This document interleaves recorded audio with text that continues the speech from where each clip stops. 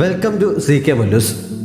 25-21 എന്ന ഡ്രാമയുടെ 17ാമത്തെ എപ്പിസോഡിന്റെ തുടക്കത്തിൽ ഇതൊരു പഴയ കസേരയുടെ അറ്റകുറ്റപ്പണികൾ ചെയ്ത് നന്നാക്കിയെടുക്കുന്നത് കണ്ട് ഇത് മുത്തശ്ശിയുടെ വീടിന്റെ മുറ്റത്ത് കിടന്നതല്ലേ, ഇതൊത്തിരി പഴയതാണല്ലോ, ഇത് നന്നാക്കിയെടുക്കാതെ പുതിയത് വാങ്ങിയിട്ടാൽ പോരെ എന്ന് മിനിച്ച് ചോദിക്കുന്നു. ഈ കസേരകൾ എനിക്ക് വളരെ സ്പെഷ്യലാണ്, ഇതെന്റെ അച്ഛൻ സ്വന്തമായി ഉണ്ടാക്കിയതാണ്. ഞങ്ങൾക്ക് 3 പേർക്കും കൂടി ഒരുമിച്ചിരിക്കാറുള്ളപ്പോഴൊക്കെ ഞങ്ങൾ ശരിക്കും ഹാപ്പിയായിരുന്നു. അച്ഛൻ്റെ മരണശേഷം അമ്മയ്ക്ക് തിരക്കുകൾ കൂടി വന്നതോടെ ഞാൻ അവിടെ തനിച്ചായി എന്ന് ഹീതു പറയുന്നു. ചെറുപ്പം മുതലേ കൂടുതൽ സമയം തനിച്ചായതുകൊണ്ട് എൻ്റെ കാര്യങ്ങളൊക്കെ നോക്കാൻ ഞാൻ അന്നേ പഠിച്ചു തുടങ്ങിയിരുന്നു എന്ന് ബീച്ചിലിരുന്ന് കക്ക അടുക്കി വെച്ച് കളിക്കുന്നതിനിടയിൽ ഹീതു ഇജിനോട് പറയുന്നു. അച്ഛൻ മരിച്ച കാര്യം ഞാൻ നിന്നോട് പറഞ്ഞിട്ടില്ലായിരുന്നു എന്നവൾ ചോദിച്ചപ്പോൾ, ഗോൾഡ് മെഡൽ നേടിയ ശേഷമുള്ള ഇന്റർവ്യൂവിലാണ് നീ ആദ്യമായി അച്ഛനെ കുറിച്ച് പറഞ്ഞ് ഞാൻ കേട്ടത്. അന്ന് ഞാൻ ഊഹിച്ചിരുന്നു എന്നവൻ പറയുന്നു. കളിയിൽ തോറ്റതിന് ഇജിൻ ഹീതുവിൻ്റെ നെറ്റിക്കിട്ട് പണിഷ്മെന്റ് അടി കൊടുക്കുന്നുണ്ട്. ഹീതുവിന് ശരിക്കും വേദനിക്കുന്നതിനാൽ അവൾ പിണങ്ങി എഴുന്നേറ്റ് പോയപ്പോൾ പിണക്കം തീർക്കാൻ നീ എന്നെ വേണമെങ്കിൽ തിരിച്ചടിച്ചോളാം ഇജിൻ പറയുന്നു. ഹീതു കയ്യിൽ കിട്ടിയ അത്യാവശ്യം നല്ലൊരു കല്ലെടുത്ത് ഇജിന്റെ നെറ്റിക്കിട്ട് കൊടുക്കാനായി ഓടിക്കുന്നു. അവസാനം അവളറിന് കൊടുക്കുന്നുമുണ്ട്. യാത്ര പറയാൻ വീട്ടിൽ ചെന്നപ്പോൾ ഇജിൻ മുടികൊണ്ട് മറിച്ചെങ്കിലും നെറ്റിയിലെ അടയാളം എന്താണ് എന്ന് ഹൈൻ ചോദിച്ചപ്പോൾ ഇജിൻ അവന്റെ പഠിത്തത്തിന്റെ കാര്യം പറഞ്ഞ് വിഷയം മാറ്റുന്നുണ്ട്. നമുക്കിങ്ങനെ പിരിഞ്ഞു താമസിക്കേണ്ടി വന്നല്ലോ എന്ന് പറഞ്ഞ് അമ്മ കരയാൻ തുടങ്ങിയപ്പോൾ നമ്മുടെ കുടുംബത്തെ ഞാൻ വീണ്ടും ഒരുമിപ്പിക്കും എന്ന് പറഞ്ഞ് ഇജിൻ അമ്മയെ സമാധാനിപ്പിക്കുന്നുണ്ട്. മടങ്ങിപ്പോകുന്നതിന് മുമ്പ് പണ്ടവിടെ നിൽക്കുന്ന സമയത്ത് ഹീതുവിനെ വിളിക്കാൻ ഉപയോഗിച്ച കോയിൻ ഫോണിന് മുകളിൽ ഇജിന് കുറച്ച് നാണയങ്ങൾ കൊണ്ടുവയ്ക്കുന്നുണ്ട്. അതെന്തിനാണെന്ന് ജിവുങ് ചോദിച്ചപ്പോൾ, എന്നെ പോലെ മറ്റാർക്കെങ്കിലും ജീവിതം തിരിച്ചു പിടിക്കാൻ കഴിയുന്നെങ്കിൽ കഴിയട്ടെ എന്ന് ഇജിൻ പറയുന്നു. ഈ നാണയങ്ങൾ വെച്ചാണോ എന്ന് ജിവുങ് ചോദിച്ചപ്പോൾ, അതൊന്നും പറഞ്ഞാൽ നിനക്ക് മനസ്സിലാകില്ല എന്ന് പറഞ്ഞ് സാധനങ്ങൾ എടുത്തു വെക്കുന്നു. ഈദും യൂറുവും സംഗവും എന്തോ കാര്യത്തിന് തമ്മിൽ തർക്കിച്ചുകൊണ്ടിരുന്നത് കണ്ട് ഇജിന്റെ ശ്രദ്ധ അങ്ങോട്ടേക്ക് മാറിയപ്പോൾ ജിവുങ് അവൻ കാണാതെ പോയ കോയിൻ എടുക്കുന്നുണ്ട്. അതിനുശേഷം ഒരു ഗ്രൂപ്പ് ഫോട്ടോ കൂടി എടുത്ത് അവർ മടക്കയാത്ര തുടങ്ങുന്നു. ജിവുങ് ഫോട്ടോസിന്റെ എല്ലാം ഒരു കോപ്പി വീതം അടിച്ചൊട്ടിച്ച് വെച്ചിട്ട് കോപ്പി ആവശ്യമുള്ളവർ പേരെഴുതി വെക്കാൻ സ്ഥലവും ഇട്ടിരുന്നു. ഈദു ഇഷ്ടപ്പെട്ട മിക്കവാറും ഫോട്ടോസിന്റെ അടിയിലെല്ലാം പേരെഴുതുന്നുണ്ട്. ഇജിൻ തനിച്ചിരിക്കുന്ന ഒരു ഫോട്ടോയിലും അവൾ പേരെഴുതുന്നു. അന്ന് ട്രെയിനിങ്ങിന് വന്നപ്പോൾ ഫെൻസിംഗ് ടീമിനോട് ഈ വെള്ളിയാഴ്ച മുതൽ 3 ദിവസത്തേക്ക് മറ്റൊരു കോളേജിൽ വെച്ച് ട്രെയിനിങ് ഉണ്ടാകും, എല്ലാവരും പോകാൻ റെഡിയാക്കിക്കോളാൻ കോച്ച് എല്ലാവരോടുമായി പറയുന്നു. ശനിയാഴ്ച നടക്കുന്ന ജിവുങ്ങിന്റെ ബാൻഡിന്റെ ആനുവൽ സ്റ്റേജ് ഷോയ്ക്ക് ചെല്ലാമെന്ന് അവന് വാക്ക് കൊടുത്തിരുന്നതാണല്ലോ, ഇനിയിപ്പോ അത് നടക്കില്ലായിരിക്കുമല്ലോ എന്ന് യൂറും നിരാശയോടെ ചിന്തിക്കുന്നുണ്ട്. അതോർത്ത് അവൾ അന്ന് മുഴുവൻ മൂഡ് ഓഫ് ആയിരുന്നു. ഹീതു മൂഡ് ഓഫിന്റെ കാരണം തിരക്കിയപ്പോൾ അവളത് പറയുന്നു. എക്സാം അടുത്തതിനാൽ കുട്ടികളെല്ലാം പഠനത്തിന്റെ സ്ട്രെസ്സിൽ ആകെ ക്ഷീണിച്ച് അവസരമായിരിക്കുന്നത് ശ്രദ്ധിച്ച സെങ്വങ് ജിവുങ് മാത്രം ചിരിച്ചുകൊണ്ടിരിക്കുന്നത് കണ്ട് നിനക്ക് മാത്രം എന്താണ് ഇത്ര സന്തോഷമെന്ന് ചോദിക്കുന്നു. സ്റ്റേജ് ഷോയ്ക്ക് വരാമെന്ന് യൂറും വാക്ക് തന്നിട്ടുണ്ട്. അന്ന് സ്റ്റേജിൽ വെച്ച് ഞാൻ അവളെ പ്രപ്പോസ് ചെയ്യുമെന്നവൻ പറയുന്നു. പെൺപിള്ളേർക്ക് അതൊന്നും ഇഷ്ടപ്പെട്ടില്ല, നീ വെറുതെ മണ്ടത്തരം കാണിക്കില്ല എന്ന് സെങ്വങ് പറയുന്നു. അങ്ങനെയല്ല എന്ന് പറഞ്ഞ് ജിവുങ് തർക്കിച്ചുകൊണ്ടിരിക്കുമ്പോഴാണ് യൂറും ക്ലാസ്സിലേക്ക് വന്നിട്ട് അവനോടൊന്ന് പുറത്തേക്ക് വരാമെന്ന് ചോദിച്ചത്. ട്രെയിനിങ് കാരണം സ്റ്റേജ് ഷോയ്ക്ക് വരാൻ കഴിയില്ല എന്ന കാര്യം യൂറും വിഷമത്തോടെയാണെങ്കിലും അവനെ അറിയിക്കുന്നു. ജിവുങ് ആകെ നിരാശനാകുന്നുണ്ട്. ഹീതു അന്ന് സ്കൂളിൽ നിന്ന് മടങ്ങിയപ്പോൾ പതിവില്ലാതെ അവളുടെ അമ്മ വീട്ടിലുണ്ടായിരുന്നു. ഏതോ ഡോക്യുമെന്റ് എടുക്കാൻ വേണ്ടി വന്നതാണ്. മുറ്റത്ത് കിടക്കുന്ന അച്ഛനുണ്ടാക്കിയ കസേരകൾ നശിച്ചു തുടങ്ങി, അത് നന്നാക്കിക്കാമോ എന്ന് ഹീതു മടിച്ച് അമ്മയോട് ചോദിക്കുന്നു. അതിനി നന്നാക്കാനൊന്നും കഴിയില്ല, വെറുതെ കാശ് കളയാമെന്നേ ഉള്ളൂ എന്ന് പറഞ്ഞ് എതിർത്തെങ്കിലും നന്നാക്കാൻ പറ്റിയില്ലെങ്കിലും ആശാരിമാർക്ക് അതിന് മുകളിൽ പെയിന്റ് അടിച്ച് വൃത്തിയാക്കാൻ കഴിഞ്ഞേക്കും. മറ്റന്നാൾ ഞാൻ ഡ്യൂട്ടി കഴിഞ്ഞ് വരുമ്പോൾ നമുക്കിതുമായി പോകാമെന്ന് പറഞ്ഞ് അവർ വീണ്ടും ജോലിക്ക് പോകുന്നു. അമ്മ പോയ ശേഷം അടുത്തെത്താറായ അച്ഛൻ്റെ ആനിവേഴ്സറി ഡേറ്റ് ഹീതു കലണ്ടറിൽ വട്ടമിട്ട് വെച്ചിട്ട് ഡാഡ്സ് ആനിവേഴ്സറി എന്നും എഴുതി വെക്കുന്നുണ്ട്. അടുത്ത ദിവസം ഫെൻസിംഗ് ടീം ട്രെയിനിങ്ങിന്റെ ഭാഗമായി പതിവുള്ള ഓട്ടം നടത്തുന്നതിനിടയിൽ മെയിൻ ഗേറ്റിനടുത്തെത്തിയപ്പോൾ ഇതുവഴി ഓടുമ്പോഴെല്ലാം പുറത്തേക്ക് ഓടിപ്പോയാലോ എന്ന് എനിക്ക് തോന്നാറുണ്ട് എന്ന് ഹീതു പറയുന്നു. അപ്പോൾ എനിക്ക് മാത്രമല്ല അല്ലേ ഇങ്ങനെ തോന്നിയിട്ടുള്ളത്, ഞാൻ ഓടിപ്പോയി ടാക്സി വിളിച്ചാലോ എന്ന് ചിന്തിക്കാറുണ്ടായിരുന്നു എന്ന് യൂറും പറയുന്നു. പെട്ടെന്നാണ് അവരുടെ മുന്നിൽ ഓടിക്കൊണ്ടിരുന്ന ഏജി ആരോടും പറയാതെ ഗേറ്റിനടുത്തേക്ക് ഓടിയത്. ഇവിടുത്തെ എവിടെ പോവുകയാണെന്ന് വിചാരിച്ച് എല്ലാവരും അമ്പരം നിൽക്കുമ്പോഴാണ് കോച്ച് അവർക്കരികിലേക്ക് വന്നത്. എജിയെ കാണാത്തതിനാൽ അവൾ എവിടെയെന്ന് കോച്ച് ചോദിച്ചപ്പോൾ അവൾ തലവേദനിക്കുന്നു പറഞ്ഞ് മരുന്ന് വാങ്ങാൻ ക്ലിനിക്കിലേക്ക് പോയതാണ്, ഇപ്പോൾ വരുമെന്ന് യൂറും കള്ളം പറയുന്നു. ഹീതുവും മറ്റുള്ളവരും അനുകൂലിക്കുന്നുണ്ട്. 1 മണിക്കൂറിനുള്ളിൽ ട്രെയിനിങ്ങിന് ജിമ്മിലേക്ക് വരാൻ പറഞ്ഞിട്ട് കോച്ച് പോകുന്നു. ഹീതുവും യൂറുമും ഏജിയെ തിരക്കി പോകുന്നുണ്ട്. അവർ ചെല്ലുമ്പോൾ റോഡ് ക്രോസ് ചെയ്യാൻ കഴിയാതെ നട റോഡിൽ നിൽക്കുകയായിരുന്നു ഏജി. ഗ്രീൻ ലൈറ്റ് കത്തിയപ്പോൾ ഹീതുവും യൂറുമും കൂടി ഓടി അവർക്കരികിൽ ചെന്നിട്ട് എന്താണ് അവിടെ നിൽക്കുന്നത്, എന്തിനാണ് ഓടിപ്പോയത് എന്നെല്ലാം ചോദിക്കുന്നു. നിങ്ങൾ ഓടിപ്പോകുന്ന കാര്യം പറയുമ്പോൾ എനിക്കതൊന്ന് ട്രൈ ചെയ്ത് നോക്കാം എന്ന് തോന്നി, പക്ഷെ ഞാൻ ഇവിടെ എത്തിയപ്പോഴേക്ക് ലൈറ്റ് ചേഞ്ച് ആയത് കാരണം ഞാനിവിടെ പെട്ടുപോയി എന്നവൾ പറയുന്നു. നമുക്ക് ട്രെയിനിങ് ഉള്ളതല്ലേ, തിരിച്ചു പോകാമെന്ന് പറഞ്ഞ് അവൾ തന്നെ അംഗം കാണിച്ച് തിരിച്ച് നടക്കുന്നുമുണ്ട്. ഇജിന്റെ സീനിയർക്ക് സ്പോർട്സ് ഡിപ്പാർട്ട്മെന്റിൽ നിന്ന് ലോക്കൽ ന്യൂസിലേക്ക് മാറ്റം കിട്ടിയിരിക്കുന്നതിനാൽ അദ്ദേഹം സാധനങ്ങൾ എടുക്കാൻ വന്ന് മടങ്ങാൻ തുടങ്ങിയപ്പോൾ എനിക്കെന്തെങ്കിലുമൊക്കെ ആശയക്കുഴപ്പം വരുമ്പോൾ ഞാൻ വിളിച്ചോട്ടെ എന്ന് ഇജിൻ ചോദിക്കുന്നു. വേണ്ടെന്ന് അദ്ദേഹം പറഞ്ഞെങ്കിലും ഞാൻ വിളിക്കുമെന്ന് ഇജിൻ പറയുന്നുണ്ട്.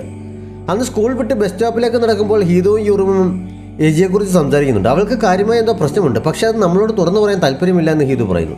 ഹീതുവിന്റെ ബസ് വരുന്നവരെ അവൾക്ക് കൂട്ടായി യൂറുമും ബസ് സ്റ്റോപ്പിൽ ഇരിക്കുന്നു. നീ ഇത്ര ഫ്രണ്ട്ലി ആയിരുന്നിട്ട് ആദ്യമൊക്കെ എന്നോട് ക്രൂരമായി പെരുമാറിയത് എന്താണെന്ന് എനിക്ക് ഇപ്പോഴും മനസ്സിലാകുന്നില്ല എന്ന് ഹീതു പറഞ്ഞപ്പോൾ എനിക്ക് നിന്നെ പേടിയായിരുന്നു എന്ന് യൂറും പറയുന്നു. നീ ഇവിടെ വരുന്നതിന് മുമ്പ് തന്നെ എനിക്ക് നിന്നെ അറിയാം, നമ്മൾ ചെറിയ സ്കൂളിൽ പഠിക്കുന്ന സമയത്ത് തമ്മിൽ മത്സരിച്ചിട്ടുണ്ട്. അന്ന് നീ എന്നെ തോൽപ്പിച്ച് ഗോൾഡ് മെഡൽ നേടി. അതിനുശേഷം 3 ദിവസം ഞാൻ ഉറങ്ങിയിട്ടില്ല, എങ്ങനെയെങ്കിലും നിന്നെ തോൽപ്പിക്കണമെന്നായിരുന്നു എൻ്റെ മനസ്സ് നിറയെ.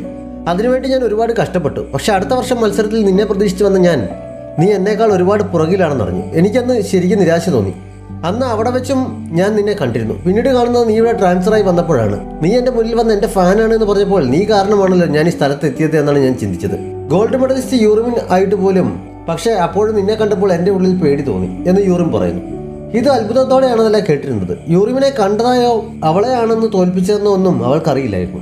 ഇപ്പോൾ നമ്മൾ ഫ്രണ്ട്സ് ആയില്ല. ഇപ്പോൾ നിനക്ക് എന്നോടുള്ള പേടിയൊക്കെ മാറിക്കാണുമല്ലേ എന്ന് അവൾ ചോദിച്ചപ്പോൾ എനിക്കിപ്പോഴും നിന്നെ നല്ല പേടിയുണ്ട് എന്ന് യൂറിൻ പറയുന്നു. പക്ഷെ അവളെ എനിക്ക് പേടിയില്ലല്ലോ എന്ന് ഹിതു അപ്പോൾ ചിന്തിക്കുന്നുണ്ട്. ഹിതു പോയത് ഇജിനെ കാണാനായിരുന്നു. അവനവളെ അത്യാവശ്യം നല്ലൊരു റെസ്റ്റോറൻറ്റിലേക്ക് ഡിന്നറിനായി വിളിപ്പിച്ചതാണ്. ഇജിൻ വരുന്നവരെ ഹിതു പുറത്ത് തന്നെ കാത്തു നിൽക്കുന്നുണ്ടായിരുന്നു. നിനക്ക് വേറെ എങ്ങോട്ടെങ്കിലും പോകാൻ ഭയങ്കര നാണമാണല്ലോ, പക്ഷെ എൻ്റെ മുന്നിൽ മാത്രം അതൊന്നും കാണുന്നില്ലല്ലോ എന്ന് പറഞ്ഞ് അവളെ കളിയാക്കിക്കൊണ്ടാണ് ഇജിൻ അകത്തേക്ക് കയറിയത്. അവിടുത്തെ ജോലിക്കാരൻ ഇജിനോട് മുൻപരിചയം വെച്ച് സംസാരിക്കുന്നുണ്ട്. ഇജിന് സ്പോർട്സ് ഡിപ്പാർട്ട്മെന്റിൽ റിപ്പോർട്ടറായി സ്ഥിരം ജോലി കിട്ടിയതിന്റെ സന്തോഷത്തിലാണ് അവൻ ഈ ട്രീറ്റ് നടത്തിയത്. അക്കാര്യം പറഞ്ഞ് വിസിറ്റിംഗ് കാർഡ് അവളെ കാണിച്ചപ്പോൾ അപ്പോൾ ഇത്ര നാളും നിനക്ക് എന്തായിരുന്നു ജോലി എന്ന് അവൾ ചോദിക്കുന്നു. നിന്നോട് പറഞ്ഞിട്ട് ഒരു കാര്യവുമില്ല, തൽക്കാലം എനിക്കൊരു പ്രൊമോഷൻ കിട്ടിയെന്ന് കരുതിയാൽ മതി എന്ന് അവൻ പറയുന്നു.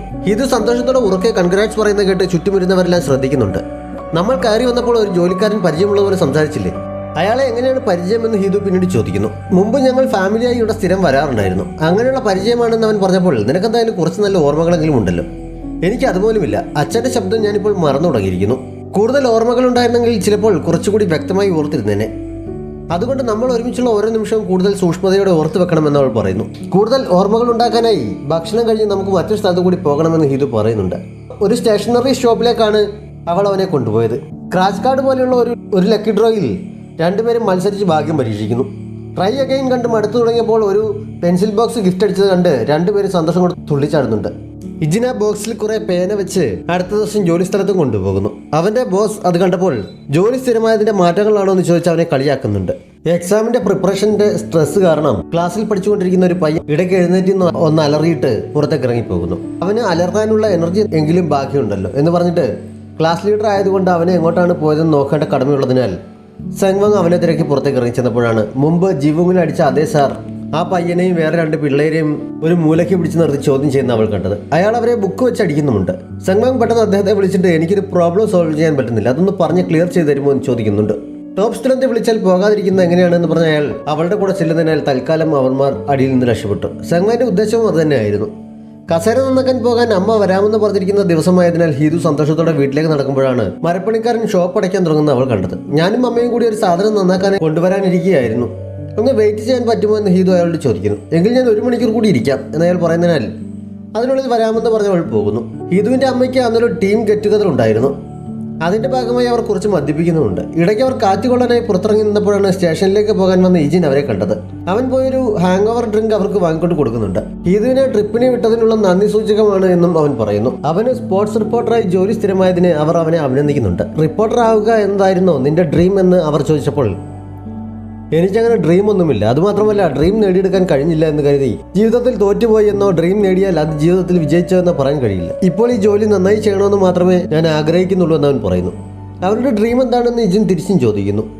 എൻ്റെ ന്യൂസ് എല്ലാവരും കാണണം. ആളുകൾ ആ സമയത്ത് വേറെ എന്തൊക്കെ കാര്യങ്ങൾ ചെയ്തുകൊണ്ട് നിൽക്കുകയാണെങ്കിലും എൻ്റെ ന്യൂസിൻ്റെ ടൈം ആകുമ്പോൾ ബാക്കിയെല്ലാം മാറ്റിവെച്ചത് കാണണമെന്ന് അവർക്ക് തോന്നാൻ പറ്റുന്നൊരു ന്യൂസ് റീഡർ ആകണം എന്നതാണ് എൻ്റെ ഡ്രീം എന്നവർ പറയുന്നു. അതിനുശേഷം അവർ അകത്തേക്ക് കയറി പോകുന്നുണ്ട്.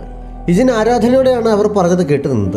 ഹീതുവിൻ്റെ അമ്മ ഹീതുവിനെ വിളിച്ച് ഞാനിപ്പോൾ ഇറങ്ങും, വന്നിട്ട് നമുക്ക് ഒരുമിച്ച് പോകാമെന്നിടയ്ക്ക് പറയുന്നുണ്ട്. അവരുടെ സംസാരം കേട്ടപ്പോൾ കുടിച്ചിട്ടുണ്ട് എന്ന് ഹീതുവിന് മനസ്സിലാകുന്നു. അവൾ ഫോൺ വെച്ച് കഴിഞ്ഞപ്പോൾ പുറത്ത് മഴ തുടങ്ങുന്നു. ഹീതുവിൻ്റെ അമ്മ കുറച്ച് സമയം കൂടി ടീം ഡിന്നറിൽ ഇരുന്നിട്ട് എനിക്കിന്ന് കുറച്ച് നേരത്തെ പോകണം, എൻ്റെ മകൾക്കൊപ്പം ഒരു ഡേറ്റ് ഉണ്ട് എന്ന് പറഞ്ഞ് പോകാൻ തുടങ്ങുമ്പോഴാണ് കൂട്ടത്തിലുണ്ടായിരുന്ന ഒരാൾക്ക് ഒരു എമർജൻസി ന്യൂസ് ഉണ്ട് എന്ന് പറഞ്ഞ് കോൾ വന്നത്. അയാൾ ടീമിനോടത് പറയുന്നു. ഇജിൻ രാത്രി 10 മണിക്കുള്ള സ്പോർട്സ് ന്യൂസ് ലൈവായി കാണാം എന്ന് കരുതി ന്യൂസ് റൂമിൽ നിൽക്കുമ്പോഴാണ് ഇന്നത്തെ സ്പോർട്സ് ന്യൂസ് ക്യാൻസൽ ചെയ്തിരിക്കുന്നു. നമുക്ക് 3 മിനിറ്റിനുള്ളിൽ ഫ്ലാഷ് ന്യൂസ് പോകണം, എല്ലാവരും റെഡി ആയിക്കോളാൻ പറഞ്ഞ് കുറേ ടീം അംഗങ്ങൾ അകത്തേക്ക് വന്നത്. കൂട്ടത്തിൽ മദ്യപിച്ച് ലെവൽ തെറ്റിയ പോലെ കുറച്ച് മുമ്പ് കണ്ട ഹിതുവിൻ്റെ അമ്മ അടുത്ത കാലത്തൊന്നും കുടിച്ചിട്ടേ ഇല്ല എന്ന രീതിയിൽ ന്യൂസ് റിപ്പോർട്ട് ചെയ്യാൻ തയ്യാറായി വന്നു നിൽക്കുന്നത് ഇജിൻ കുറച്ച് അത്ഭുതത്തോടെയാണ് കണ്ടത്. ജയിൽ ചാടിയ ഒരു പിടികിട്ടാപ്പുള്ളിയെ പിടികൂടിയതായിരുന്നു ആ ഫ്ലാഷ് ന്യൂസ്. മദ്യപിച്ചതിൻ്റെ യാതൊരു ലക്ഷണവുമില്ലാതെ വളരെ ബോൾഡായി അവർ ന്യൂസ് വായിക്കുന്നത് കണ്ടപ്പോൾ ഇജിൻ ശരിക്കും അവരുടെ ഫാനായി എന്ന് തന്നെ പറയാം. ഇത് വിവരമറിയാതെ അമ്മയെ വെയിറ്റ് ചെയ്യുകയാണ്. അമ്മയെ വിളിച്ചിട്ട് കിട്ടാത്തതിനാൽ അവസാനം അവൾ തനിയെ റെയിൻകോട്ടും എടുത്തിട്ട് ആ ചെയറും പൊക്കിയെടുത്ത് റോഡിലേക്ക് ഇറങ്ങാൻ ശ്രമിക്കുന്നതിനിടയിൽ ഒരെണ്ണം താഴെ വീണ് ഓടിയുന്നുണ്ട്. അവൾ അതെടുക്കാനായി ഓടി താഴെ ഇറങ്ങിയപ്പോഴാണ് അമ്മ ആരോടോ ഫോണിൽ സംസാരിച്ചുകൊണ്ട് വരുന്നത് അവൾ കണ്ടത്. ഹീതുവിന് ശരിക്കും ദേഷ്യം വരുന്നതിനാൽ അവൾ ഒന്നും മിണ്ടാതെ തിരിച്ചു കയറി പോകുന്നു. അമ്മ അകത്ത് കയറി വന്നപ്പോൾ പറഞ്ഞ വാക്ക് പാലിക്കാതിരുന്നതിന്റെ പേരിൽ അവൾ അമ്മയോട് വഴക്കുണ്ടാക്കുന്നു. അമ്മയ്ക്ക് കുടിക്കാൻ സമയമുണ്ടായിരുന്നല്ലോ, എന്നോട് പറഞ്ഞ സമയത്ത് വരാനാണോ പറ്റാത്തത് എന്ന് ചോദിച്ചവൾ വഴക്കുണ്ടാക്കിയപ്പോൾ ഞാൻ കുടിച്ചു എന്നുള്ളത് ശരിയാണ്, പക്ഷെ ഞാൻ ലേറ്റായത് ഒരു എമർജൻസി ന്യൂസ് ഫ്ലാഷ് വന്നതുകൊണ്ടാണ് എന്ന് അവർ പറയുന്നു. ഇത് പക്ഷെ അത് ഉൾക്കൊള്ളാൻ തയ്യാറാകാതെ ന്യൂസ് വന്നത് ഞാനും തമ്മിൽ എന്താ ബന്ധം എന്ന് പറഞ്ഞ് ദേഷ്യപ്പെടുന്നു. ഞാൻ പിന്നെ എന്ത് വേണമായിരുന്നു, ന്യൂസ് ഫ്ലാഷ് കണ്ടില്ല എന്ന് നടിച്ച് നിന്റെ അടുത്തേക്ക് വരണമായിരുന്നു. എത്ര സുഖമില്ലെങ്കിലും സങ്കടമുണ്ടെങ്കിലും നീ മത്സരത്തിൽ പങ്കെടുത്തതുപോലെ തന്നെ മത്സരിച്ചാണ് ഞാനും ഈ ഫീൽഡിൽ നിൽക്കുന്നത്. ഞാൻ നിന്റെ അമ്മ മാത്രമല്ല, ഒരു ആങ്കർ കൂടിയാണ്. നിനക്ക് ഇത്ര നാളായിട്ടും ഇത് മനസ്സിലാക്കാൻ കഴിയുന്നില്ല. നീ വളർന്നു കഴിയുമ്പോഴെങ്കിലും ഇതൊക്കെ മനസ്സിലാക്കുമെന്നാണ് ഞാൻ കരുതിയത്. അതുകൊണ്ട് നീ വേഗം വളരണേ എന്ന് ഞാൻ ആഗ്രഹിച്ചു. പക്ഷെ നിനക്കെന്നെ മനസ്സിലാക്കാൻ ഒരു ഉദ്ദേശവുമില്ല. നീ ഇപ്പോഴും നിരാശയാകാൻ റെഡിയായിരിക്കുകയാണ് എന്ന് അവർ പറയുന്നു. ഞാൻ വേഗം വളരണമെന്ന് അമ്മ ഇതുകൊണ്ടാണോ ആഗ്രഹിച്ചത്? പക്ഷെ ഞാൻ എന്ത് ചെയ്യാനാണ്? ഞാനിപ്പോഴും 13 വയസ്സിൽ സ്റ്റക്കായി നിൽക്കുകയാണ്. ഒരു ന്യൂസ് ഫ്ലാഷ് കാരണം അമ്മ അച്ഛൻ്റെ അടക്കത്തിന് പോലും വരാതിരുന്നത് എനിക്കിപ്പോഴും മറക്കാൻ കഴിഞ്ഞിട്ടില്ല. അതുകൊണ്ട് തന്നെ എനിക്ക് അമ്മയോട് ക്ഷമിക്കാനും കഴിയുന്നില്ല. ഒരു 13-കാരിക്ക് ഇതൊന്നും മനസ്സിലാവില്ല എന്ന് ഹിതു കരഞ്ഞുകൊണ്ട് പറയുന്നു. ഹിതുവിൻ്റെ അമ്മ അന്നത്തെ സംഭവം അപ്പോൾ ഓർക്കുന്നുണ്ട്. ന്യൂസ് റിപ്പോർട്ടറായിരുന്ന അവർ ആങ്കറായി കരിയർ സ്റ്റാർട്ട് ചെയ്ത് തുടങ്ങിയ സമയമായിരുന്നു അത്. ഏജ് കൂടുതലായതുകൊണ്ടും പ്രൊഫഷണൽ അല്ലായിരുന്നുകൊണ്ടും ഒക്കെ അവർ അവിടെ പച്ച പിടിക്കാൻ നന്നായി ബുദ്ധിമുട്ടുന്ന സമയമായിരുന്നു. അവരുടെ പെർഫോമൻസിനെ കുറിച്ച് മുകളിലുള്ളവർക്ക് പരാതിയുണ്ട്. ഈ സമയത്ത് മികച്ച രീതിയിൽ പെർഫോം ചെയ്തില്ലെങ്കിൽ ഈ ജോലി നഷ്ടപ്പെടുമെന്നൊക്കെ ചീഫ് അവരോട് പറഞ്ഞുകൊണ്ട് നിൽക്കുമ്പോഴാണ് ഹസ്ബൻഡ് മരിച്ചു എന്ന് പറഞ്ഞ് ഹോസ്പിറ്റലിൽ നിന്ന് അവർക്ക് കോൾ വന്നത്. അവരാകെ തളർന്നു പോകുന്നുണ്ട്. പക്ഷേ ആ സമയത്ത് തന്നെയാണ് ഒരു പ്ലെയിൻ ക്രാഷ് ഉണ്ടായി എന്ന ഫ്ലാഷ് ന്യൂസ് അവിടെ എത്തിയത്. ഒരു നിർണായക സാഹചര്യമായതുകൊണ്ട് ഫ്ലാഷ് ന്യൂസ് ഞാൻ റിപ്പോർട്ട് ചെയ്യാമെന്ന് അവർ ചീഫിനെ അറിയിക്കുന്നു. ഈ സാഹചര്യത്തിൽ നിനക്കതിന് കഴിയില്ല, ഹോസ്പിറ്റലിലേക്ക് പോയിക്കോളാൻ ചീഫ് പറഞ്ഞെങ്കിലും ഇത് എനിക്കൊരു ചാൻസ് ആണ്. എന്തുകൊണ്ടാണ് ഞാൻ ന്യൂസ് റൂമിന് ഏറ്റവും അനുയോജ്യ എന്നെനിക്ക് തെളിയിക്കാൻ പറ്റും എന്ന് പറഞ്ഞ് ഞാൻ തന്നെ റിപ്പോർട്ട് ചെയ്തോളാം എന്നവർ പറയുന്നു. ഡ്രസ്സിംഗ് റൂമിൽ നിന്ന് തയ്യാറെടുക്കുമ്പോൾ അവർ ശരിക്കും കരയുന്നുണ്ടായിരുന്നു. പക്ഷേ ആ അവസ്ഥയിലും അവർ ബോൾഡായി ന്യൂസ് വായിക്കുന്നു. അച്ഛൻ്റെ മരണാനന്തര ചടങ്ങുകൾ കഴിഞ്ഞിട്ടും അമ്മയെ കണ്ടാത്തതിനാൽ അമ്മ എവിടെയെന്നും മുത്തശ്ശിയോട് തിരക്കുമ്പോഴാണ് ന്യൂസിൽ അമ്മയുടെ ശബ്ദം ഹിതു കേട്ടത്. അതിപ്പോഴും അവളുടെ മനസ്സിലുണ്ട്. പക്ഷെ അന്ന് അമ്മ വരാത്തതിൻ്റെ അർത്ഥം എത്ര വലുതാണ് എന്ന് എനിക്കറിയില്ലായിരുന്നു. ഞാൻ വളരും തോറും ഞാനിതിൻ്റെ അർത്ഥം കൂടുതൽ മനസ്സിലാക്കാൻ ശ്രമിച്ചു. പക്ഷെ മനസ്സിലാക്കും തോറും എൻ്റെ ഉള്ളിലെ മുറിവ് വലുതായി വന്നതേ ഉള്ളൂ. അതുകൊണ്ടാണ് ഇപ്പോൾ ഇത്രയ്ക്ക് വേദനിക്കുന്നത് എന്ന് ഹിതു പറയുന്നു. അമ്മ ഒന്നും പറയാതെ പതുക്കെ തിരിഞ്ഞ് അകത്തേക്ക് കയറിപ്പോകാൻ തുടങ്ങിയപ്പോൾ ഞാൻ അച്ഛനെക്കുറിച്ച് പറഞ്ഞതുകൊണ്ടാണോ അമ്മ ഒന്നും പറയാതെ കയറിപ്പോകുന്നത്? ഞാൻ അച്ഛൻ്റെ കാര്യം എപ്പോൾ പറഞ്ഞാലും അമ്മ ഇങ്ങനെയാണ്. അങ്ങനെ ഒരാൾ ഉണ്ടായിരുന്നതായി പോലും ഇല്ലാത്ത അവസ്ഥയിലാണ് അമ്മ പെരുമാറുന്നതെന്ന് ഹിതു വീണ്ടും പറയുന്നു. നിന്റെ മനസ്സിൽ നിന്റെ അച്ഛനോട് മാത്രമേ സ്നേഹമുള്ളൂ അല്ലേ? എന്നോട് മനസ്സ് നിറയെ വെറുപ്പാണ്. നിന്നെ വളർത്തിയെടുക്കാനും മുന്നോട്ട് ജീവിക്കാനും എനിക്കത് മറന്നേ പറ്റൂ എന്നവർ കരച്ചിലടക്കിക്കൊണ്ട് പറയുന്നു. നീ എന്നെ മനസ്സിലാക്കണം എന്ന് ഞാൻ ഇനി പറയില്ല, പക്ഷേ എല്ലാം അതിജീവിച്ച് മുന്നോട്ട് പോകാനുള്ള എൻ്റെ കഷ്ടപ്പാടുകളെ നീ ചെറുതായി കാണരുതെന്ന് പറഞ്ഞ് അവർ അകത്തേക്ക് കയറിപ്പോകുന്നു. ഹിതു അപ്പോഴും ഒന്നും ഉൾക്കൊള്ളാൻ കഴിയാത്ത ഒരു വാശിക്കാരിയെ പോലെ കരഞ്ഞുകൊണ്ട് നിൽക്കുന്നിടത്ത് ഈ എപ്പിസോഡ് അവസാനിക്കുന്നു. ഏതെങ്കിലും കൂട്ടുകാർ സബ്സ്ക്രൈബ് ചെയ്യാതെ നമ്മുടെ ചാനൽ കാണുന്നുണ്ടെങ്കിൽ വേഗം തന്നെ മറക്കാതെ സബ്സ്ക്രൈബ് ചെയ്യുക. നോട്ടിഫിക്കേഷൻ ലഭിക്കുന്നതിനായി ബെല്ലൈക്കൺ കൂടി അമർത്തുക. Thanks for watching.